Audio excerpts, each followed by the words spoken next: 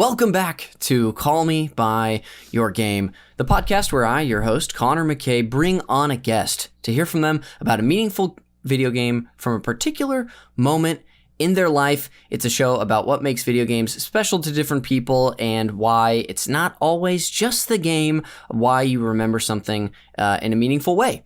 A little bit of housekeeping up top is that if my guest or I have anything to plug on the show, which, listener, we're going to have some stuff to plug, you can find those links in the show notes. So whether you're watching this on YouTube or listening on your favorite podcast application, if you scroll down in the episode notes, there's going to be a nice little link to click and follow those things. For us, for the show, Call Me By Your Game and our network, Super NPC Radio, we're going to be we'll talk about our Patreon at the very end of this with our bonus video game podcast that we have. We're about to start coverage for our next Games Club series of Death Stranding 2 on the Beach, a game that as we're recording this, to timestamp it, came out, and I may have already driven to a Best Buy in Atwater Village to pick it up. So that's how excited I am about it. But also, thank you. If you want to, find more bonus video game podcasts from me and the makers of this show, check us out there. There's a link in the show notes. And thank you to our newest patrons, Caleb Jones and Shakira, When the Walls Fell. That's that person's full name on there. So thank you guys. That'll do it for the housekeeping, and we'll finally introduce our guest for today's episode. So please welcome actor, improviser, and rebound securer, Dan Lippert. Dan, welcome to the pod. What's up? How's it going, Connor? It's going great. I'm already proud to see you. I think that was you going into your 3-point stance from securing a rebound, and I was kind of elbowing somebody out of the way. Yeah, you are kind of known for your elbows on the basketball court, so I'm glad you're not shying away from that here. But dude, I'm so glad to have you on the show. This is going to be a lot of fun. You and I know each other. How I know the majority of the guests on this podcast through the Los Angeles improv community, namely through like the sort of the UCB corner, I guess, for the most part. Sometimes, Dan, I try to do this thing where I'm like, listener or guest, I know exactly when we met. It was this moment, this thing happened, and this is who introduced us. I'll be honest, I don't remember the moment that we met, but I can say, because part of that is that like you're one of these people that I saw do improv before we actually got to meet, so I was like aware of you. I want to say we maybe became familiar around 2017, but I've looked into the history books, Dan, and I don't have any official word. Yeah, me neither. I will say as well that we did spend this last Thanksgiving together, which yes, is, we did. Not a meeting, but a memorable event at the very least. Absolutely, yeah. I mean, definitely, though, in the last couple years, whether it be me sort of like orbiting the Tarvers more or just seeing you, probably when you've been coaching Herald Night when I was on, we've been around each other more. But yeah, that Thanksgiving with you guys was an absolute blast. Epic laughs. The Zins were getting passed around. We were talking about Jelly Roll. Yeah. Food. Yes. And you made margaritas, right? Did I make those margaritas? I may have. I'm going to take credit for them, even if I didn't. You were making something for me. I forget what it was, but you made a good drink. You know what? Maybe that checks out. And if not making them, I was at least pouring them, so that counts for something. So, we've gotten to know each other a little better the last couple years, Dan. But, a lot of people probably know you, as I kind of hinted at in your title, as an actor and improviser. But what do you want to share about yourself? And do you feel like plugging anything as we're here in the early throes of the episode? Well, for our gaming fans out there, I'm like on the third-ish month of regular Twitch streaming. My friend Tom Smith co-created this character, King Cockroach, that's like a Bowser-style character. And the premise of the Twitch streams, it's all is this Bowser-style character kills the O'Malley brothers, which is his world's version of the Mario brothers, and then is bored and has nothing to do and is just kind of a loser. So he starts streaming video games as he runs the kingdom. And Tom is an incredible animator. He's directed Beavis and Butthead. He's directing on this new season. The TV show Ted is going to be animated now. I don't think that's a spoiler, so he's directing on that. And when he was working on Beavis and Butthead, he was kind of like, I think I have a way to do this, but in video games. So we do that. I interview a guest who comes on as a character in a game. We just did one last night with Nick Weiger as Die Hardman's friend Brad Hardman in Death Stranding.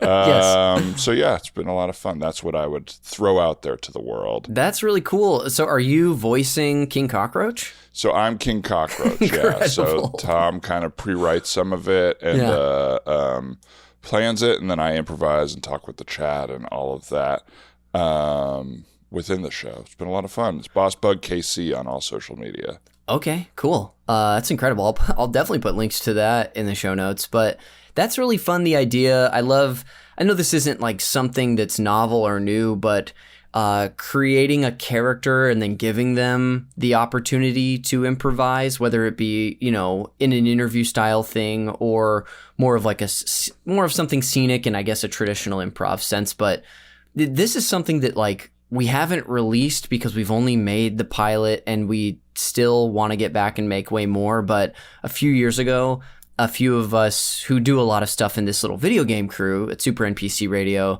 we made a late night talk show pilot where it's sort of like Conan O'Brien, but around the culture of video games. And that was the thing you're talking about, was sort of the premise around like the big guest interview that they would have for the episode. Yeah. And so where I played this Conan O'Brien like character just named after myself, and we interview actually Matt Apodaca, and he plays who I think is going to be the real Mario, but he shows up and it's just some plumber who happens to have the same name, but I try to interview him to get a good segment anyway. And so, But that stuff's fun. I don't know if you wanted to say any more about it, but I found that exercise to be really fun to like, it's kind of what we do in improv all the time, but to have a set character and be improvising from that lens was really fun.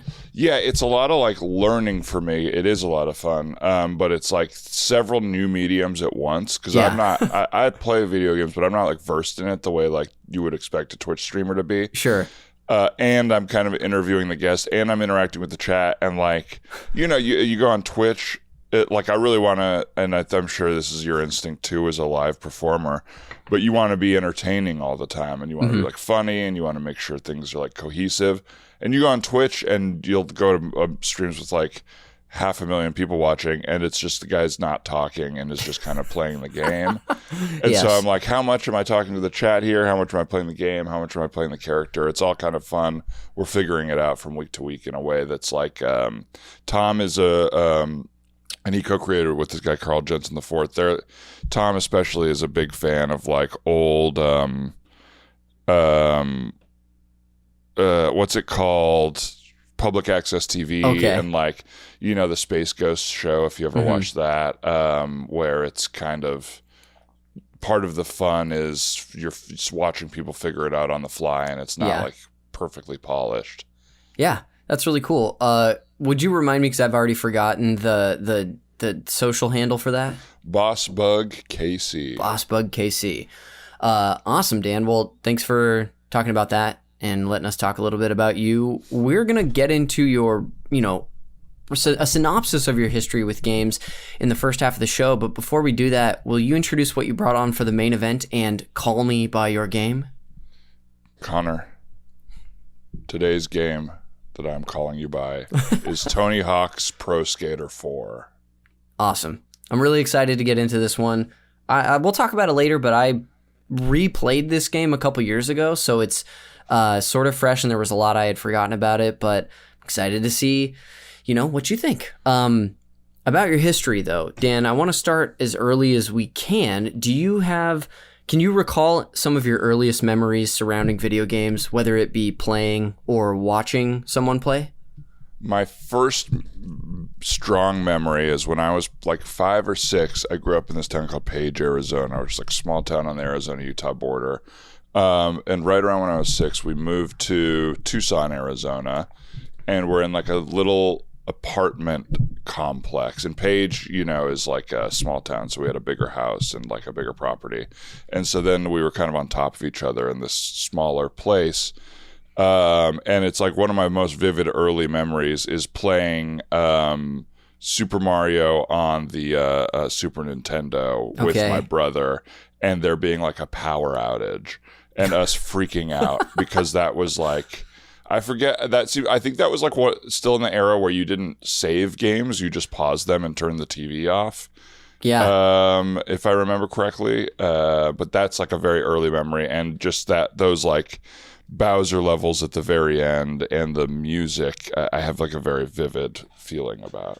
That's incredible. Yeah. I think with that one in particular, they had introduced saving, but you could only save at certain points. So maybe I think if you were like in a Bowser level, it probably would only be after completing that level that you could do it. So yeah, the stress of being in it and having it just disappear would, I can imagine that be very funny as a little kid. Yeah. My brother, who is 7 years older than me, was kind of the video game guy. Okay. And like one of his best friends in college, he met like playing Tekken at an arcade kind of thing. And Mortal Kombat was a big one that we played. Like he liked a lot of the fighting games. So I have like a lot of memories of just playing Mortal Kombat and being like, I guess shocked.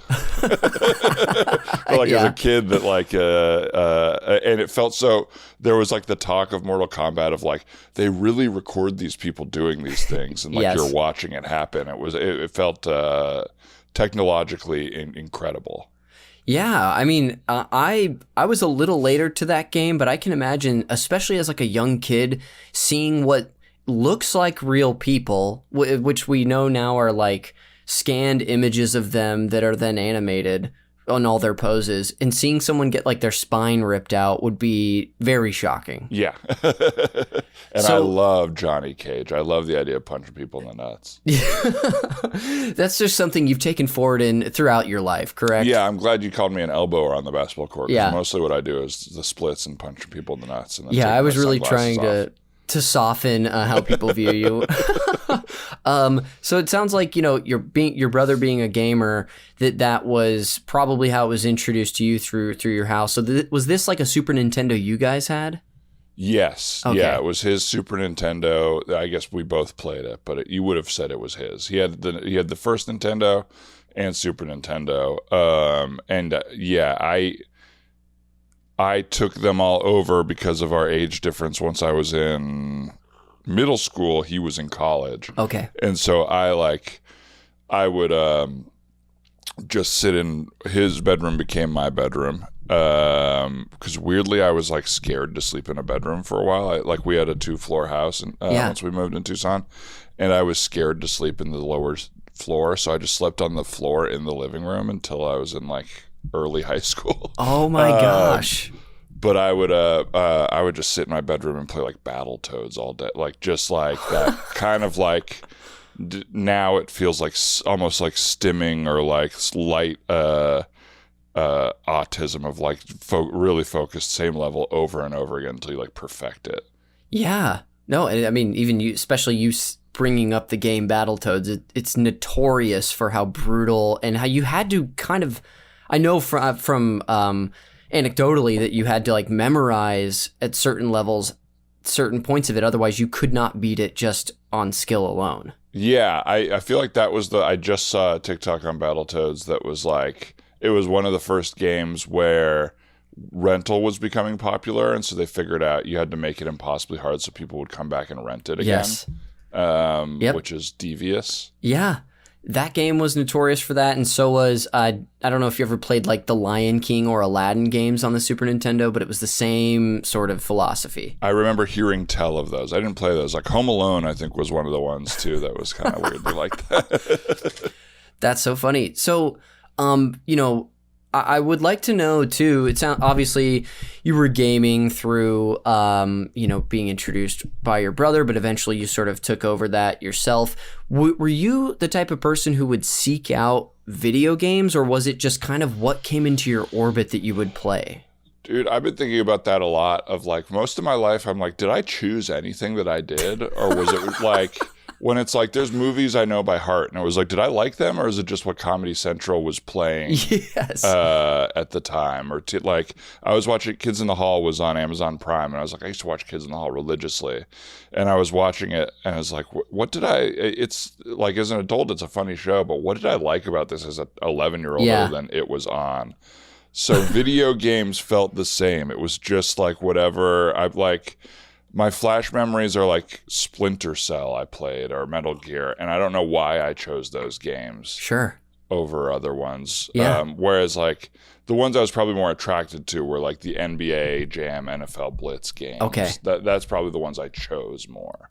I see. Yeah. I can totally relate to of that. Like, did I choose any of this? Do I have any opinions about anything? I've thought about that because just looking back into my life, and I realized so much of the media that came into my orbit too was through like my best friend, his older brothers, my older cousins would share me stuff. And I remember like having like not an awakening, but realizing at one point like, oh, I can find stuff too. Yeah. And I can seek things out, but it was way too late. So you always hear those stories of like people who like go to record store and that like the guy working there would be like, hey man, let me turn you on to this music. And it's like, that was not, I was just, probably whatever cover looked interesting or whatever someone else was playing for sure.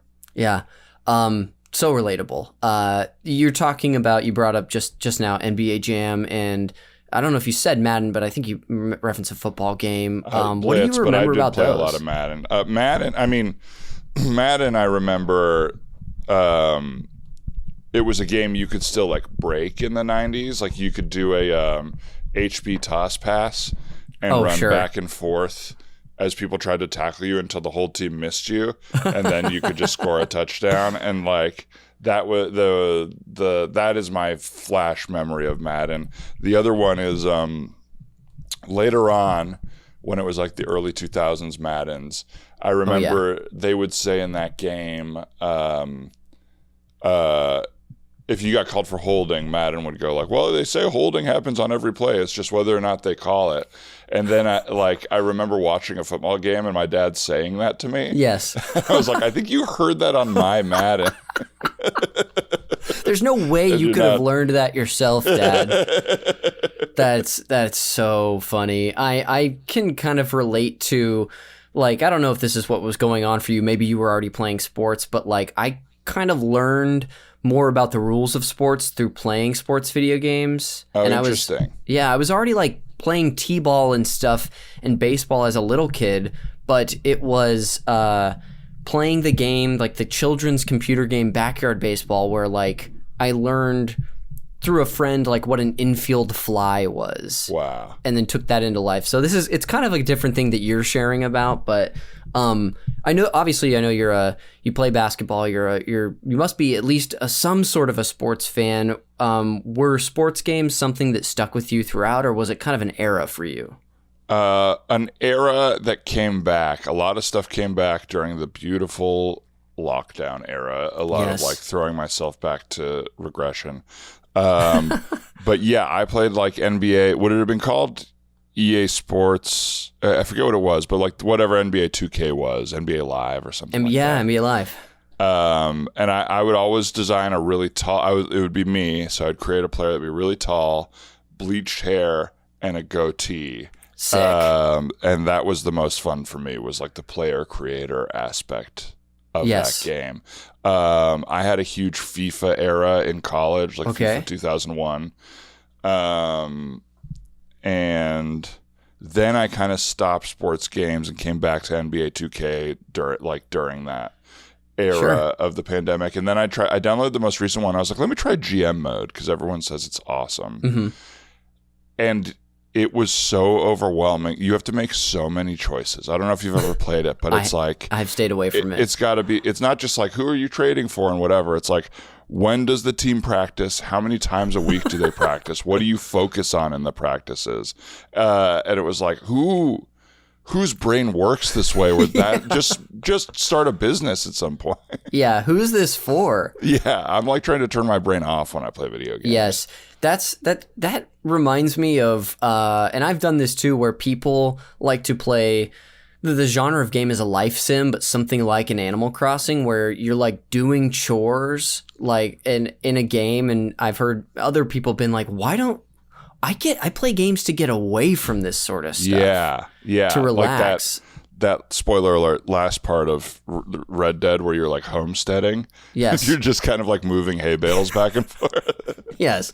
And I get it though. Sometimes like I'm so turned off by that, and other times I totally am into it and it works. I can't say why or why not, but when you were talking about sports games, that made me wonder, especially having you had a FIFA era in college, have sports or games always been something that you've mostly done in solitude, or at least before your recent era, or were you sharing them growing up too, or with friends? Both. Okay. I would try to like perfect games so that I could beat my friends at them. I see. But FIFA was definitely a fun with friends game. And the like blitzes and NBA jam games where it was like friend games. And there was an era where I think like my friend Brad and my friend Jabulian would come over and just watch me play Metal Gear, and I'd be like, "Do you guys want to play?" And they'd be like, "No, we like why?" Like, yeah. Those are the weird. Mackie, it was like he watched his brother play. I think yes, the difference in the people who play and watch people play is funny. Yeah, definitely. Every time, I feel like so often when that comes up too, people bring up like how that was an early iteration of Twitch, was just younger siblings or friends watching their friends play stuff. Yeah. Not to imply you're some sort of cuck, but I imagine you were a watcher growing up. Oh, Dan. First of all, you can imply whatever you'd like. I definitely did a lot of watching, especially that like, because even games coming into my life, as we were talking about earlier, was also sort of, they just were there. Like my parents just had an NES when I came into consciousness. And so my friend, especially growing up, I'd watch him and his brother play a lot of stuff. So it's so relatable. Yeah. What games were they playing? Maybe you've talked about this already. Yeah, well, I remember it's how I got into other games, whether it be stuff like Final Fantasy, so like RPGs. Watching them play probably a lot of RPGs like that, Super Mario RPG. I first would watch them play. I got into the Zelda series because I was watching my friend play Ocarina of Time on the N64, and then it just boiled over to where I had to have it myself, so I finally got it. That's what I kind of remember watching. Yeah, that's a watcher for sure. Big time. You brought up Metal Gear a couple times, so I want to pry a bit. You're talking about the first Metal Gear Solid on PlayStation or a different one? They blend together for me, but I played them all. All right. But I loved the gameplay of it, and I have dream-like memories of the way one of them ends, where it becomes an 8-bit video game or something like that in your communication. Like, I don't even really remember what's happening there. Yeah. But the world starts breaking down in a way that I had never seen in a video game. I think that is too, and it's when you basically, like, all reality breaks down and you realize you've been in, like, a simulation most of the game or something like that. So there's a lot of, like... Yeah, like almost like interference on the screen and static and stuff. It might be that one, but there's another one where something crazy like that happens too. I have, my visceral memories are slowly walking in the box that you hide in. And just that like repetition of trying to decide. I may try to sneak through a level, fuck up, and kill everybody guy. I don't know where you land on like sneak through or go in hard or in the middle. I came to these games very late. We did like I was mentioning earlier, we're doing a games club on, coincidentally, the newest Kojima game, Death Stranding 2. We did a series like 3 years ago where we covered, I think, 8 games in the Metal Gear series. And so... that was my real introduction. This is context you don't need, but I'm giving it to you anyway. I like it. But when playing the first game, once they introduced like they have a, what's it called? Like where you knock someone out with a shot instead of killing them. There's like a very classic term for it. But I don't know. They introduce, I think, in the second game and maybe in the remake of the first, where you have like a silencer that's also just like a dart that knocks somebody out. I would try to do that and get through as much as I could without killing people, including the bosses, but some of those games just don't allow you. It's just way too much work to do. So you play on like, if you can be good or evil, you choose good. I'm like, oh, I gotta be the most ethical version of Snake you've ever seen. So funny. Yeah, which it's so unnecessary and whatnot. And you haven't played the first Death Stranding, have you? No, just momentarily last night for a stream, but that was the most I'd played. Okay. It was I was really thrown into the world. In the first one, this isn't a spoiler, but this is kind of how the world works. They push the I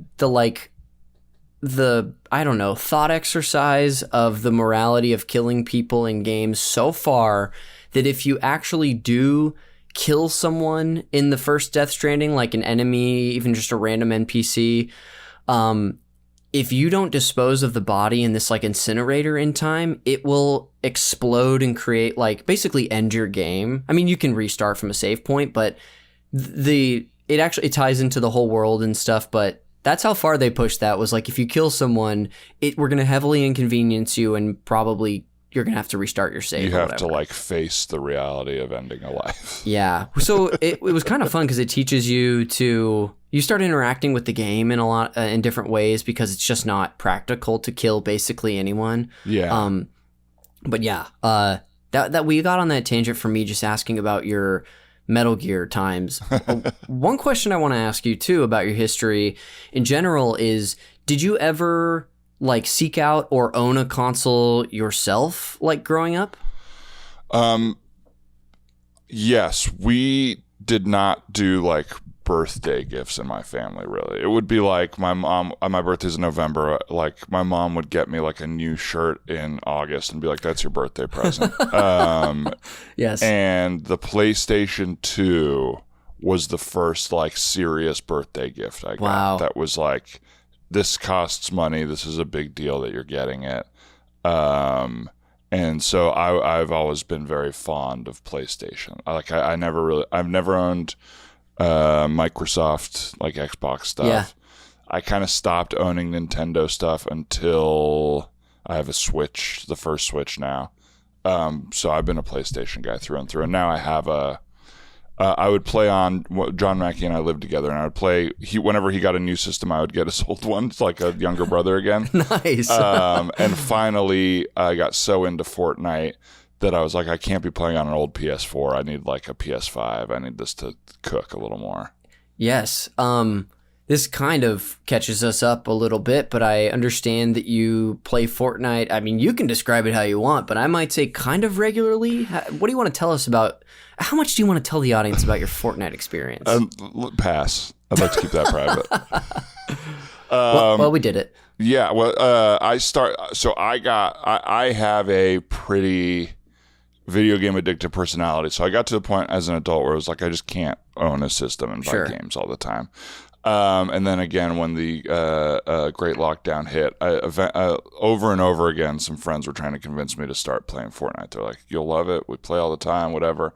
And eventually I did, because it was like, seemed like a fun way to be able to talk to friends. And I got really into it. I would play like hours a day with, and I kind of had like two groups of friends that played. So I'd like get on with one group, play for a bit. And when they were like, we're done, I'd like text the other group and be like, you guys on? Yeah. And I've now down, I'll play like twice, anywhere between like 2 and 5 nights a week, but more 2 usually. But when John moved out, we did a fun little LAN party where everyone came over, brought their own like PlayStations and set up in different rooms, and we tried to play Fortnite in the same house, which was mostly a disaster, but it was a blast still. Was it a disaster because of the internet overload, or so much of that game is your you get set in what buttons do what, and like inverted view versus whatever, and like everybody was playing on new systems and other people's systems and whatever, that it was just it was like people were trying to play on a Switch and not, it was mostly just funny. That's great. Just a disaster and not what you hoped it would be. Yeah. But I'm on there like 2-ish hours a night on reload. Like we do reloads now because that's perfect for an ADD brain, where it's just like die, come back until your Okay. whole team gets wiped, and that's a lot more fun than the main map, which is like a bigger world and moves slower and is full usually with some sort of like Marvel thing they added or sure, yeah. anime thing they added that just gets like super overpowered by the sweats, as they say. Yes.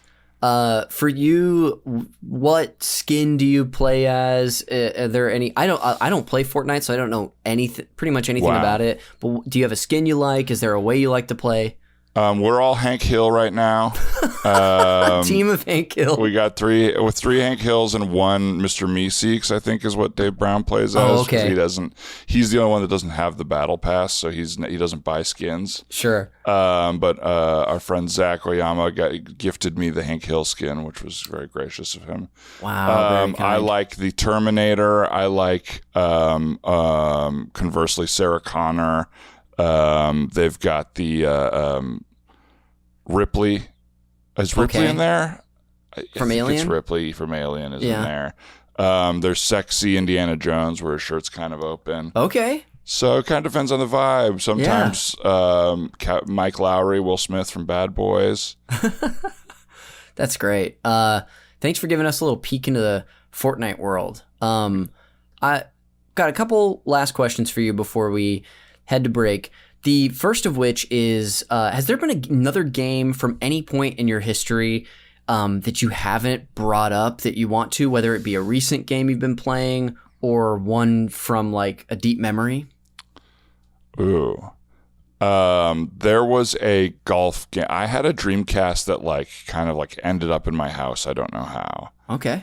And it might have been Dreamcast, might have been PS2, but there was a golf game that was like super cartoonish looking. Mm-hmm. It might be the one that nice ball sound comes from on TikTok, where it's like little applause and the guy goes, nice ball. But I would put it on mute. I would play like punk compilation albums, like or I had one that I got a Blink-182 concert, the Drive Thru Records compilation album. I would just like blast those and just play that game mindlessly for hours, just alone. Incredible. Yeah, total brain off. Yeah, we've had some great stories on the show, or like anecdotes like that of people who like have such and it's part of what we'll get into a little more later with the Tony Hawk 4 stuff, is that the sense memories and the stuff that you can remember from combining like an activity with music, like music especially, I feel like is more so than games, is something that can like bring me back to a time and place. I don't know if you relate to that. 100%. Yeah. I mean, I remember because we would have like a 5 CD changer or whatever back then. And so it'd be like some of my music or some of my dad's or my brother's. And I remember listening to like Maggie's Farm by Bob Dylan while playing this golf game on mute. Just like 22 years ago, I could feel like I'm in that place again. Just sand trap after sand trap and just hearing a lot of like, yeah. And that's as far as my Bob Dylan impression goes. That's as far as it needs to. Yeah, exactly. It's like him swerving on the highway. Yeah. Final question for you, Dan. Is there a game that you have your sights set on trying out? This could be something that you already own that you haven't played, or a game that you've heard of that you're interested in playing. You know, I want to get more friends together to play that horror game where there's like a villain. Dead by Daylight? Dead by Daylight, yes. Yeah. I think that's the one that's like kind of on that list of we should do this and we just never do. Yes. Yeah. I've never played it, but I know that like Oscar Montoya was really big into that for a while. I think Jake Sprague even, if you remember that name, Jake Sprague. Of course. Love Jake Sprague. The content cowboy out there streaming his heart away. Yeah, that game seems to be really fun and kind of like, it seems like you're drawn, at least sometimes, to like obviously like a group hangout environment, and that would be perfect. Yeah, I love a communal gameplay. Awesome. Well, Dan, thanks for diving into a little bit of your history with games. That was fun. I had a blast talking about myself. Well, we're going to talk about you a little more when we come back from the break. So we'll just head away for a few seconds, and when we come back, we'll finally get into all things Tony Hawk's Pro Skater 4. So I'll see you on the other side. Bye, everyone.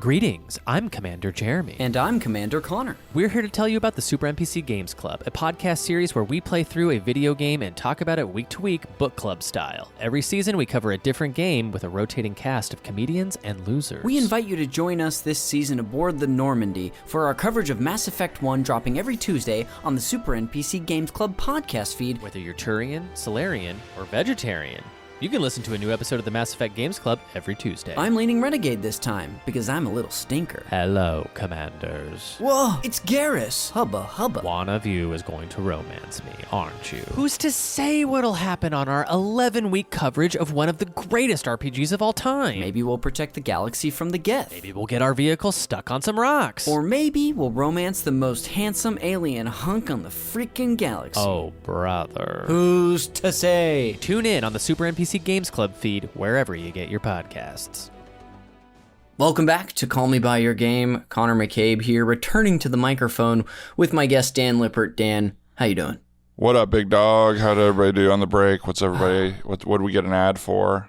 We probably got an ad for our old Games Club series. We put those out. It's just giving me a chance to plug the Patreon more. Beautiful. One of our big ticket items, good, is the Games Club, as I've been talking about, that airs at a certain tier for our patrons as like week to week. But we also release the old ones for free. So it probably was talking about our Mass Effect Games Club that's on the free feed now. Have you played that at all? I haven't. You know, it's a wild game about space. Who could have guessed? Yeah. Dan, we're back to talk about Tony Hawk's Pro Skater 4. And before we get into your, memories and history with it, we're going to do some table setting. So without further ado, I'm just going to monologue for a few paragraphs about this game. Set the table for me. I'm going to put my napkin in my shirt. Oh, perfect. Get ready for this meal. Tony Hawk's Pro Skater 4 is an action skateboarding video game developed by Neversoft and published by Activision O2 in 2002 for the PlayStation 2, GameCube, Xbox, and many other platforms. It's the fourth entry in the Tony Hawk's Pro Skater franchise and first to introduce a more open approach to the gameplay. Now, in career mode, instead of entering a level with a 2-minute timer to perform tricks and accomplish a set of goals, the player's dropped into a level and can talk to NPCs scattered around to find these goals. It also introduced the spine transferability, which allows the player, when you're going up a quarter pipe, if you press a certain set of buttons, you can actually transfer over if there's another quarter pipe on the opposite side of it. So that was a big thing in this one. In Tony Hawk 3, which we've talked about on the show before, there was the revert, which allowed you to chain more tricks together. So this is the big innovation in this one. Like previous games in the series, Tony Hawk's Pro Skater 4 features many popular pro skaters from the era, such as Rodney Mullen, Kareem Campbell, and Alyssa Steamer, and many more. The game also featured a handful of unlockable characters like Star Wars' own Jango Fett. Tony Hawk's Pro Skater 4 features more game modes outside of career mode, including graffiti and free skate. Upon release, it received critical acclaim on the same level as that of the previous entries, and it sold just over 5 million copies in its lifetime sales. The game would be followed up in 2003 by Tony Hawk's Underground, and then a remake of sorts. Tony Hawk 3+4 is scheduled to release on July 11th of this year, so just a couple weeks from now, which is going to be in the vein of the previous 1+2 remakes. Dan, are you aware of the remakes they've been doing of this series? Yeah, I got 1 and 2, or Nice. I think John might have gotten 1 and 2 when we lived together and I played them. I can't remember, but then I got them again when he moved out.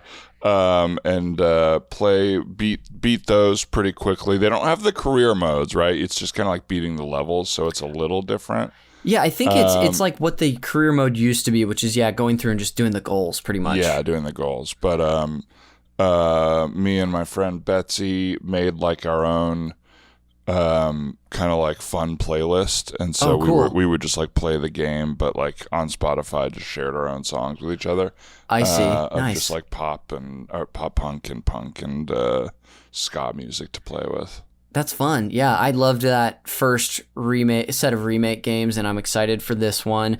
The only one thing of note that I want to bring up about the 4 remake included in this package is that they're doing this strange thing where I just did this whole thing talking about how the career mode in this game was more open and you go talk to NPCs for goals, but in the remake, it's kind of like the old format where you're dropped into the level and have your list of goals. So I think it'll be great, but as someone who actually really likes this game, I'm a little bummed that it's not the other format. That is a bummer, yeah. So will it be the same goals, just that you don't like choose them essentially like you do in this one, or those will just be gone? That's a great question. I've kind of stayed away from like watching coverage of it leading up to it. I know some people in Games Press have played it, but as you were saying it makes me wonder, because previously it'd be like there's 10 goals in a level or something, and in these, I don't have the numbers in front of me, but I want to say there was more than that in this game. So I don't know if they're going to... Maybe that's why you're asking the question. Yeah, it felt like it. Like, if it's just, is it just going to be like collect skate and collect combo, or is it still going to be like, free the elephant? Yeah, exactly. Good question. I guess only time will tell, or a quick Google search if I felt like doing it at all. Dan, I know that I was talking to you before the show. You're not necessarily a historian on this game, but are there any like table setting and contextual details about it that you want to include before we move on? No, that I think you covered it nicely, and I am not as plugged into the history of the game as I am to just my play of it. Cool. Well, let's get into it then. I would love to start by finding out how you discovered this game. I know that, in our conversation leading up to the podcast, you mentioned you had at least played 3 before. Were you a fan of the series before 4 came out? Yes. 1 and 2 missed me. Okay. And I think I had a game that was maybe called Thrasher Skate and Destroy. It sounds rad. I think that's the one that it was, and it had like a NoFX song in it. It had Linoleum by NoFX, and I would play it like crazy. Or maybe it was Skate or Die. But anyway, the point being, I got into the skate games, even though I wasn't like a skate culture guy. And Tony Hawk 3, like other games, just ended up in my life in a way that I don't remember. And it was just one of those games where I would just like try to high score, and then play my friends and just fucking kill them in the like head to head play. Yes, a thread from your earlier get good at the sports games and just destroy them.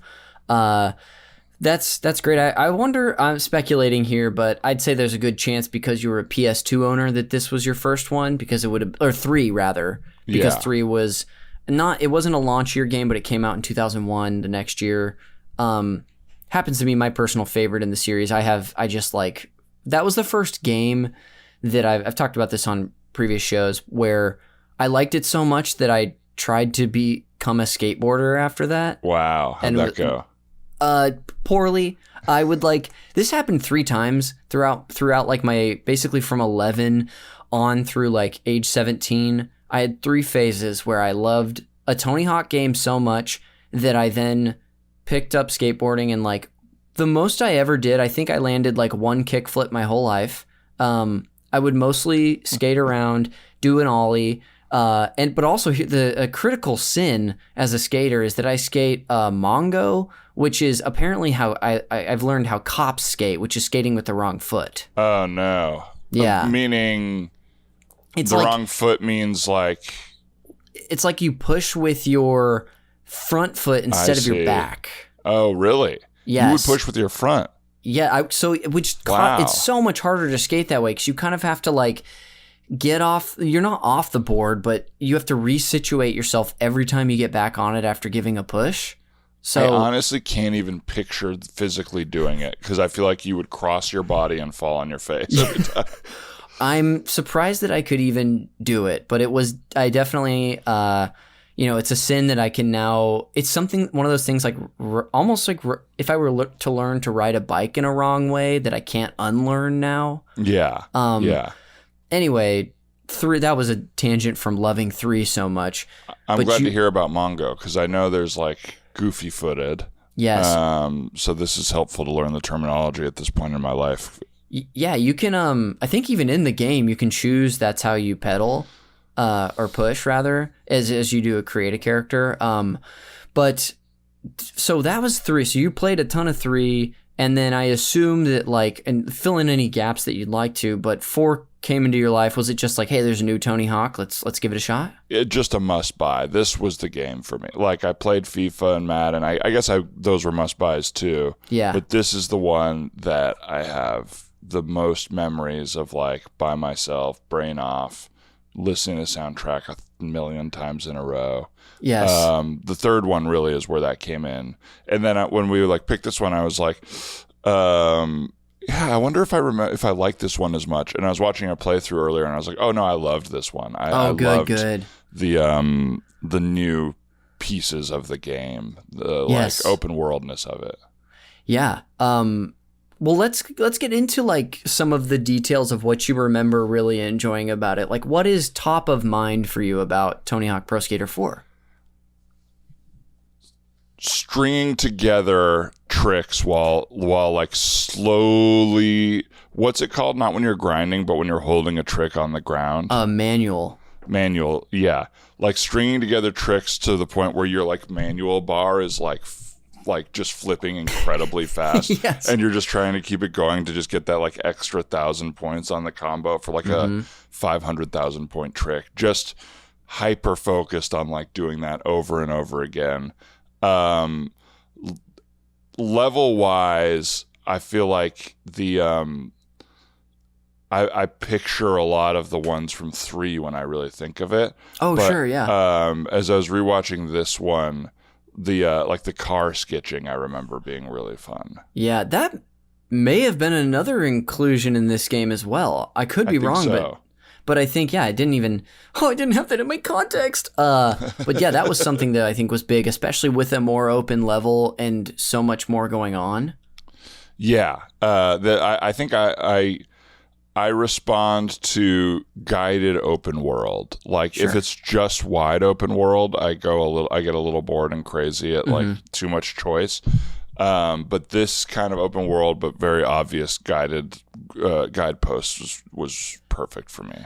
Yeah, the term that is kind of used now to refer to a game with this structure or other ones that aren't quite open world but have an open area is called open zone. So that's like the terminology that's been used a ton. And that is so nice, especially if you don't want to get overwhelmed by, oh my gosh, I could go in any direction and do anything.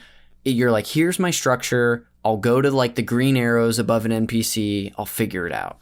Yeah. Anything more than that, and it's like I explore every single nook and cranny, and it takes my whole life. Yeah, totally. Which this gives you like a taste of that, I think, but like enough to where you wouldn't be doing that necessarily all day. Yes. And then beyond that, the soundtrack of these games ruled. It was like I think this is how I discovered the Bouncing Souls, who I've become a big fan of. Cool. I always liked the like diversity of style in the soundtrack. Like I don't really like System of a Down, but there's a System of a Down song that I like because of this game. Yeah, totally. I was a huge Less Than Jake fan, so that's like where a lot of the visceral kind of throws you back when you hear those songs. Yeah, big time. I can relate to the like getting into or like liking a song from a band because of these games. Like I've mentioned it before on the show, but that's 3 is how I became a big fan of Del the Funky Homo Sapien. Yeah, that song's great. Yeah, so like so that's just like a rite of passage for anyone I feel like who gets into a Tony Hawk rather. Yeah. The songs too just can like really, as we've been talking about it a little bit, can really take you back.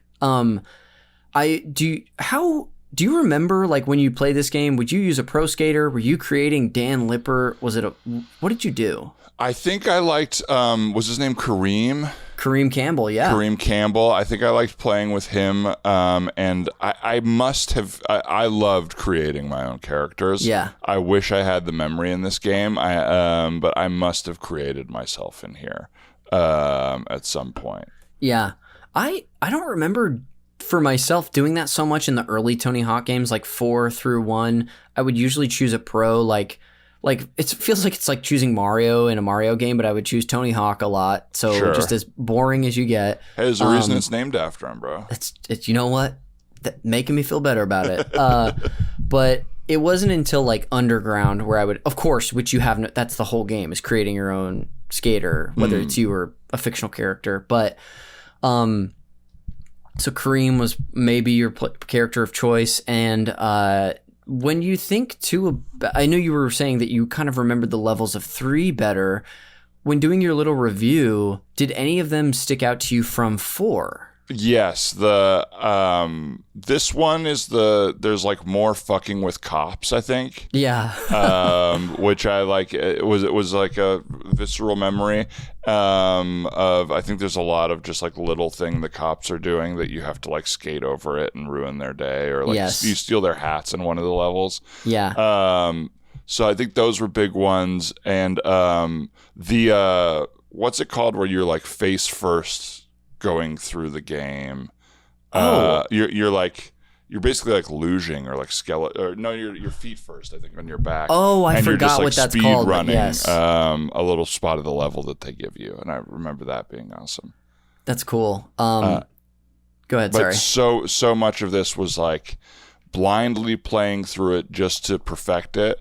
So that when my friends came over, I could just absolutely murder them in the game. That was like what I really felt really good about, was just because we would play, if like 3 of us were hanging out, it was like kind of pick up basketball rules where it's like lose and you sit and the other guy plays. So I would just like roll through and just nail combos all day.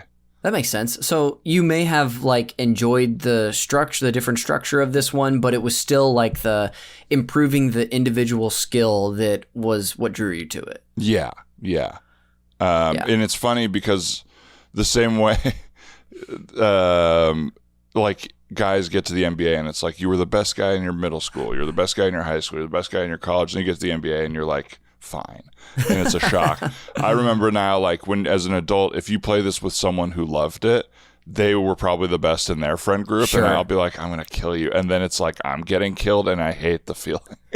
Yeah. Oh my gosh. I've been there with plenty of games too. Yeah. Whether it's like Mario Kart or Smash or what have you. I hated Smash. Yeah, just not for you. Well, it was just one of those games where whenever someone introduced you to it or wanted to play, it was probably what people felt like playing me at this, but they knew the game so well. Yes. And I could never learn the game because every time I tried to like hit someone, I would get like 400 comboed to death or something like that, and I could just never get my footing on it. Yeah. Meanwhile, they're at home, like essentially in this gym of Super Smash, getting better, kind of like you got to do with your games.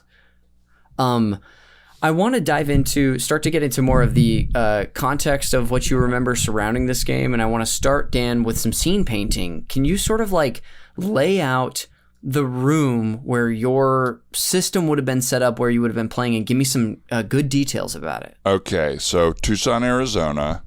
The way my house was set up, it was quite a lucky way to grow up, is there was like a basement that was relatively open world, and my mom taught dance classes in there, so there was like mirrors on the wall, carpeting everywhere.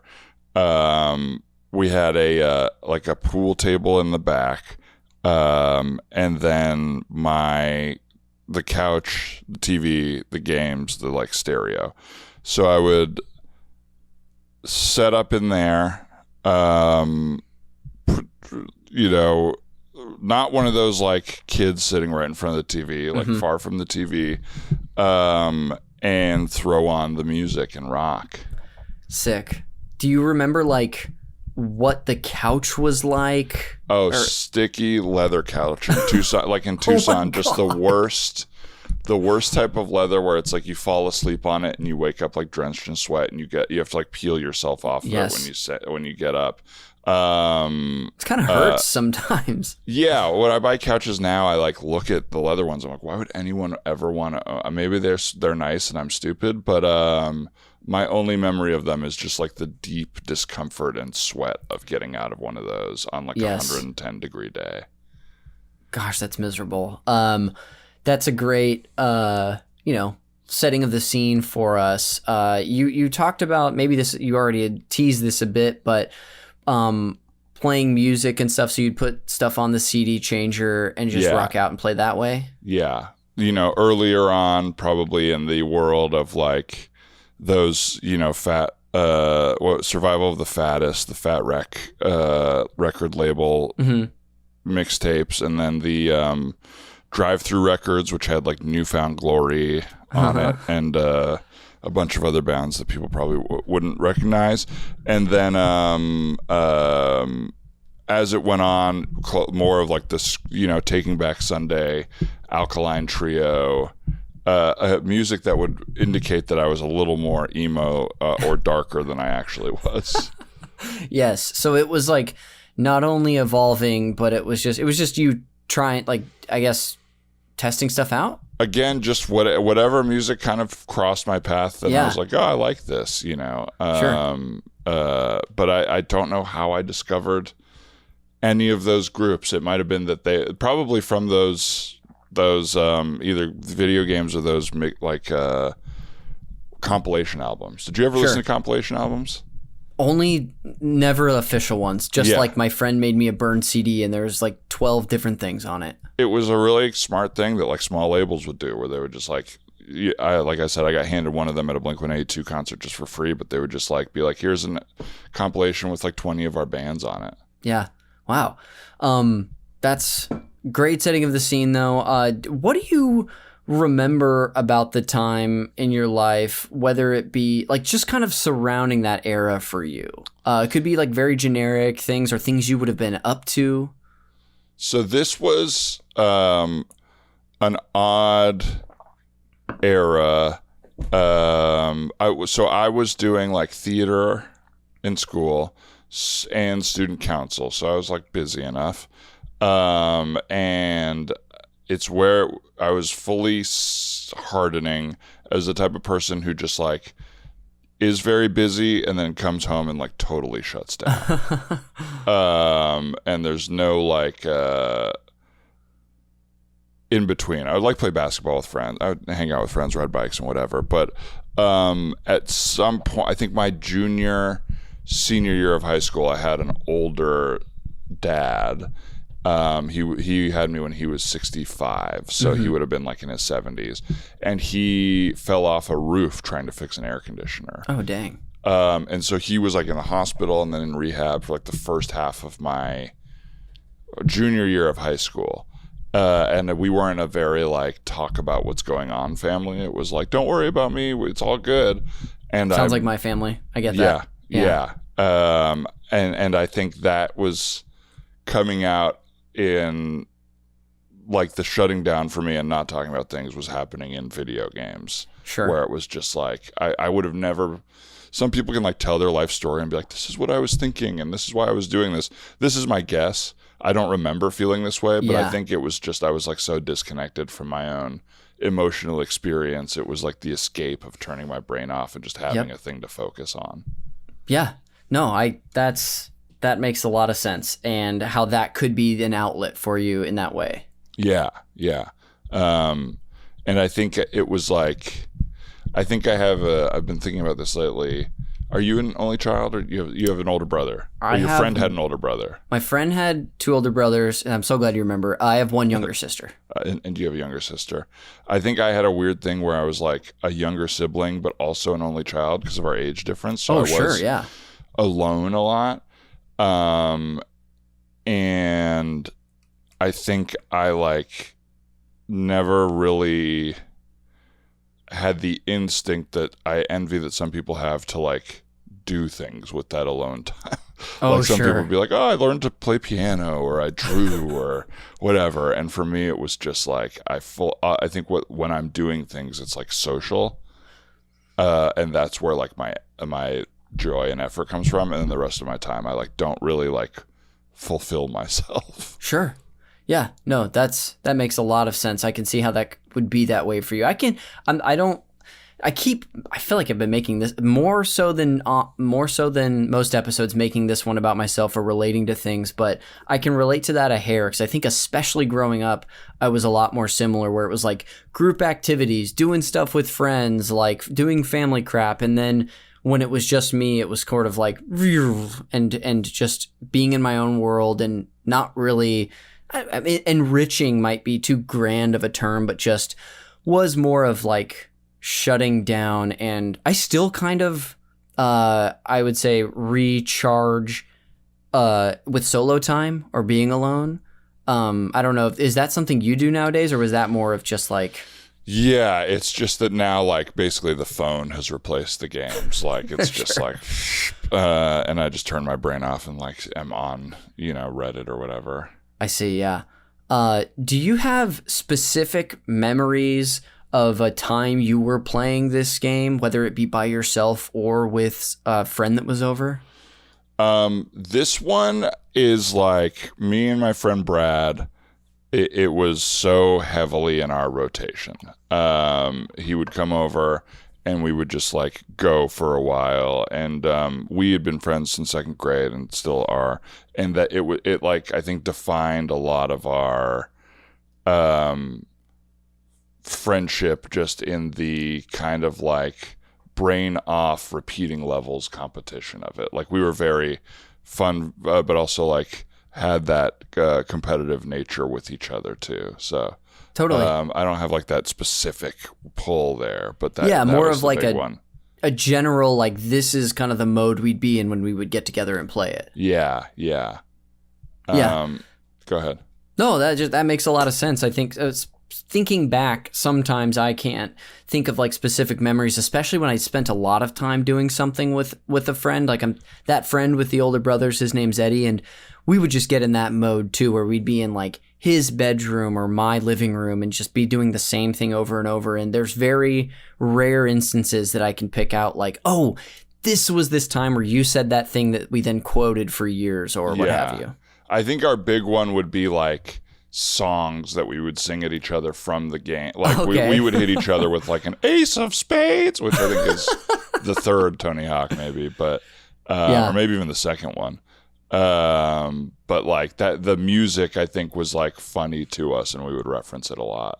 Yeah. So that's a fun thing that pops up in games sometimes, like music or like a sound effect, or I think early days of like voice acting in games, just quotes that me and my best friend would just repeat back at each other endlessly. Yeah. I mean, you still hit someone with a toasty every once in a while. What's that? What's that from? Oh yeah, you didn't play Mortal Kombat, but it's like when you who's got the fire move? I think Scorpion or someone, and the guy's head pops in from the side and goes toasty.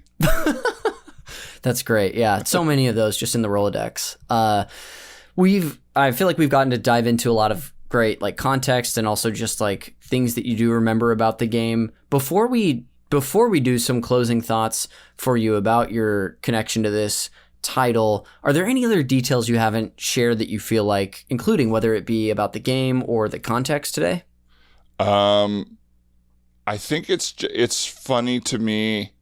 The era is so interesting. Mm-hmm. Of like pop culture, where like this big crossover of like Jackass and Tony Hawk and like the Bam Margera, this like kind of grimy counterculture of like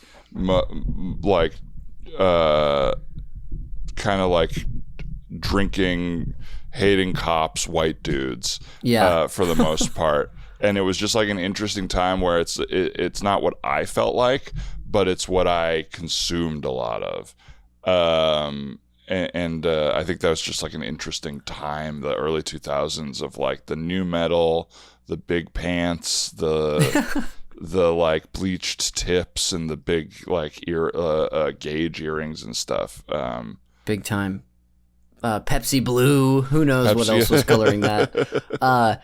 It's funny you bring that up because I got one fun fact to share with you later after we close out the main event. And when doing research to like find any information on the development history of the game, I found an old, in the Wayback Machine on the internet, an old first impressions sort of like journal from an IGN reporter who played this game. And I think one, if not both of the people who wrote about it noted that this game compared to 3 was noticeably more like not necessarily grimy, but more gritty gritty might even be a worse word to use, but like it had what you're describing or leaned farther into that sort of era of like, oh, we're a little dirty and different and whatever that was. They noticed that early on, I guess. Oh, that's interesting. Yeah. I wonder if that was intentional. Yeah, I wonder. Either way, it's like definitely present in the game, especially compared to 3 and whatnot. Well, Dan, as we close this segment out before we move to the post show, would you do me a favor and just put a bow on whatever place Tony Hawk 4 held for you at the time? Yeah, a full escape of like entering a world that felt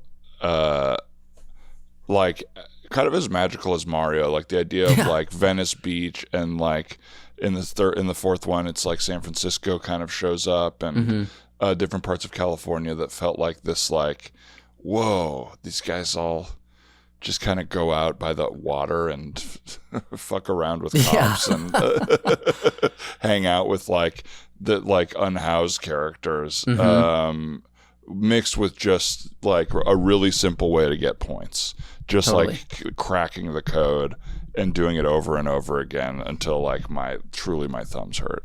Yeah.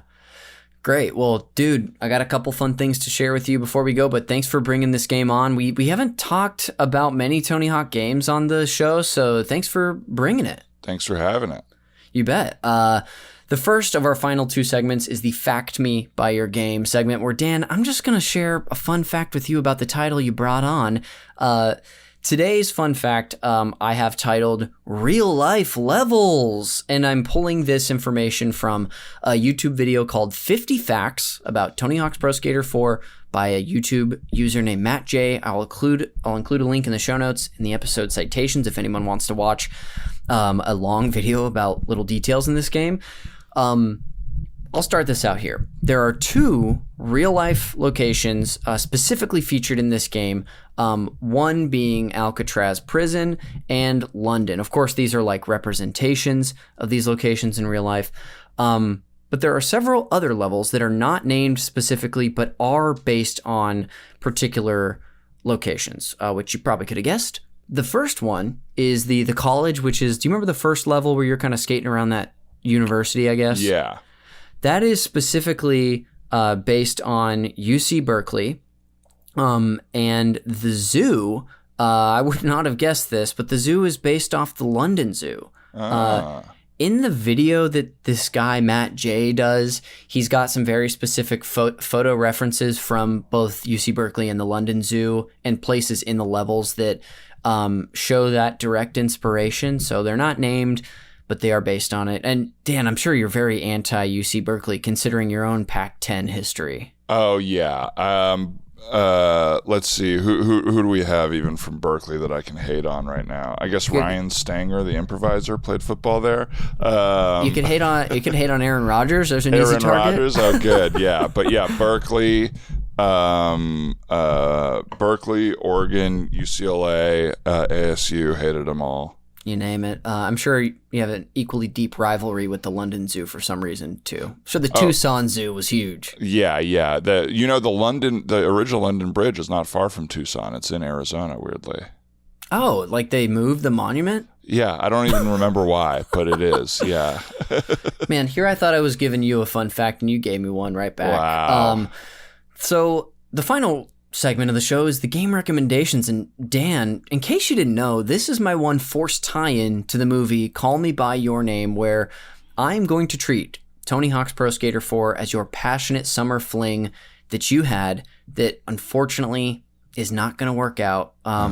So in order to help you get over this heartbreak, I've actually got 3 potential new flings to set you up with to help you get over that, and they all have something in common with the game you brought. But the big question is, are you ready to get back out there? Yeah, this feels just like when Michael Stuhlbarg sits his son down Leo. Yeah, I'm very and gives him- Schulbergian right now, aren't I? very Schulbergian.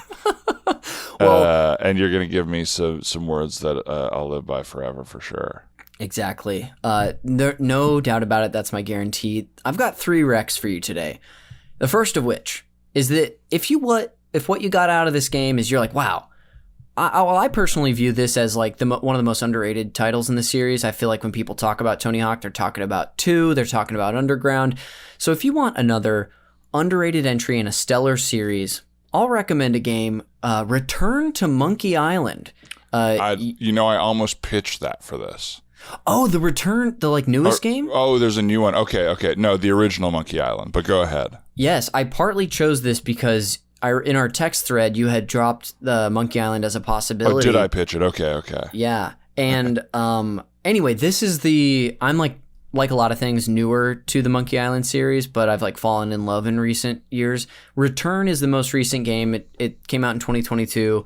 It's on a bunch of platforms, but it's awesome. But I think people mostly when they talk about the series, they love like 2 and 1 for the most part. Okay. I'm Googling it right now just so I have it. So that's your first one, is if you want another extreme sports title that opened the world up and is more about than just the sport itself, I'll recommend Forza Horizon 5. Have you heard of this game? No. It's a racing game that has like a more open world aspect to it. So, knowing now that too much of an open world is maybe overwhelming, it might not be a good fit, but if you like a sports game that opens things up, it could work out for you. Okay. And lastly, is if Dan, you were most excited about this game, you got it because you heard that a little Star Wars character named Jango Fett was in it, and you want to do the tango for a man named Jango, I'll recommend a game he was the titular character of this same era, Star Wars Bounty Hunter. Okay. How about that for a recommendation? Beautiful. I think I did play this a little bit when it came out. But I have almost no memory of it. So please. I think I maybe rented it once because I was very into Star Wars at the time, especially after, like this year in particular, after the second prequel movie came out. But anyway, your recommendations for today, I'll recap. Return to Monkey Island, Forza Horizon 5, and Star Wars Bounty Hunter. That'll do it for the Rex. And Dan, that'll actually bring us to the end of the podcast. So before we go and I plug, thanks so much for coming on the show. This is a blast having you, dude. Thanks for having me. You bet. I know you plugged a little bit early up top, but you want to do another round of plugs on your round? Yeah, again, check out the King Cockroach streams. It's Boss Bug KC on all social media and on Twitch. There's also the Man Dog Pod, the Improv and Conversation podcast I do with Ryan Rosenberg. Listen to the episode with Connor and Matt Apodaca if you want to learn about that podcast. Then there's BigGrandewebsite.com for all things Big Grande, the sketch and improv group I'm in. And lastly, Comedy Bang Bang World, where I do 2 podcasts. One is the now dead basketball player Bill Walton, and one called Hey Randy with Tim Baltz, Lily Sullivan, Mary Sohn, and Brett Morris. Awesome. I'll put links to all that stuff in the show notes. If you're a listener who's in our Discord, I shared the recent episode of the Man Dog Pod that Matt and I did in the other podcast channel, so check that out. I know we said it off mic, but such a blast. People have got to listen to it. Great app. I don't say this about all of them, but my mom loved it. Oh, and I bet you don't. Well, Dan, thanks for plugging. I'll go ahead and just close us out with a round of plugs of my own. The cover art for Call Me By Your Game is done by Glenn J. You can find a link to his Instagram if you want to check him out in the show notes. The show is produced, edited, and the original music that you hear throughout is by Jeremy Schmidt. If you want to thank him for the hard work he puts into this podcast, you can listen to his show, Video Games, a Comedy Show, wherever you get your podcasts. You can find Call Me By Your Game all over social media on Blue Sky, Instagram, and YouTube. Definitely follow us and check out our video versions of these episodes on YouTube. It's if you want to see just the most handsome, beautiful people in the world, it's where you can do that. You can follow me on social media as well. I've got some links in the show notes. And then lastly, check us out on Patreon. If you can't get enough of old Connie and the people he talks to about video games, check us out there. It's a way that if you've been looking for a way to support the show, you can subscribe. Even at the free tier, we'll give you a link to the Discord, but there's stuff at our paid tiers as well, including our bonus Games Club series, which, like I said, if you're playing Death Stranding 2, you should hop in at the DJ Toad tier because that is where we're going to be covering it every week starting in July. Again, patreon.com/super NPC Radio. But that'll do it for another episode of Call Me By Your Game. We will see you on the next one.